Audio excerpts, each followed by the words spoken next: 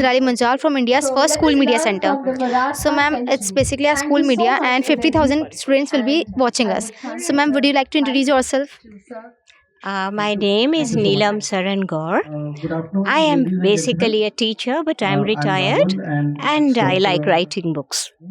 Okay, ma'am. So, ma'am, recently your session was about Raga Janki, ma'am. Raga Janki Bai. So, ma'am, what like आपको क्या लगा उनके बारे में लिखना, कैसे शुरू हुआ ये सब? जानकी बाई एक बहुत फेमस गाने वाली थी। 1880 में जन्म हुआ था और 1934 में उनकी मौत हो गई थी। मेरा शहर है इलाहाबाद। उस ज़माने में ग्रामोफोन, पुराने ग्रामोफोन रिकॉर्ड्स होते थे, तो वो ग्रामोफोन एज की बहुत ही मशहूर गायिका थी। उनके बारे में मुझे ये लगा कि वो कोई स्टार मटेरियल नहीं थी। हम लोग सोचते हैं कि सफलता के लिए you have to have a star personality. वो एक बहुत ही साधारण गरीब ख़ानदान की थी और उनको किडनैप करके एक तवाइफ के खाने में रखा गया। वहाँ उन्होंने तालीम ली और उसके बाद और कोई देखने में खूबसूरत नहीं थी, है ना। जैसे एसिड अटैक सर्वाइवर्स होते हैं वैसे उनको 56 छुरियों से अटैक किया था। लेकिन फिर भी म्यूज़िक उनकी इतनी बड़ी ताकत थी और एक तरह की तपस्या थी।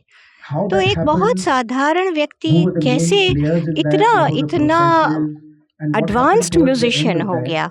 मुझको उनकी कहानी बड़ी इंस्पायरिंग लगी। उनकी लाइफ में बहुत दुख थे, बहुत परेशानियाँ थी, जैसे हम सबकी लाइफ में कभी न कभी होती, लेकिन उन्होंने अपनी म्यूज़िक से बड़ी ताकत पाई। तो the music became a kind of spirituality for her. So I was very drawn to her as a human being. That's why I worked on her.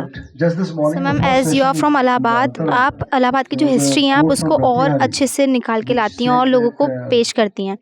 तो मैम, आपने बहुत सारी बुक्स भी लिखी हैं। तो मैम, जैसे हम यंगस्टर्स हैं, हम अगर लिखना चाहें, हम शुरू करना चाहें, तो हम कैसे शुरू कर सकते हैं? लाइक हमें बहुत सारे सवाल होते हैं कि हम क्या लिखें, कैसे लिखें।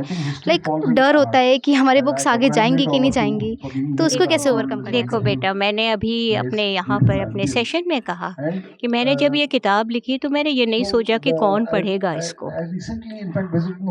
बंद कमरे में गाना गाने का जो मज़ा होता है वो अलग होता है। हम ये नहीं सोचते कि कोई सुन रहा है कि नहीं, हम सुर में गा रहे हैं कि नहीं। हमको जो आनंद मिलता है और उसी से हम शुरू करते हैं। You have to enjoy it. अगर आप एन्जॉय नहीं करेंगे, आप सोचेंगे मेरी कितनी कॉपीज़ बिकेंगी, इंस्टाग्राम में कितने फॉलोअर्स होंगे, ये सब घटिया बातें हैं फ्रैंकली। आपको पहले रस मिलना चाहिए, मज़ा आना चाहिए। जब तक आपको खुद नहीं मज़ा आएगा तो औरों को कैसे आएगा। तो बहुत ज़्यादा ये नहीं सोचना चाहिए कि हम कामयाब होंगे कि नहीं, कि कामयाब नहीं होंगे। पहली चीज़ है you have to love what you are doing. That's what I would say. So ma'am, last question है। मेरी एक फ्रेंड का क्वेश्चन था कि आपने जानकी बाई से रेजिलेंस के अलावा और क्या क्या सीखा? मैंने जानकी बाई से रेजिलियंस के अलावा मैंने ये भी सीखा कि ज़रूरी नहीं है कि कोई बहुत खूबसूरत हो, ये ज़रूरी नहीं है कि कोई बहुत ग्लैमरस हो।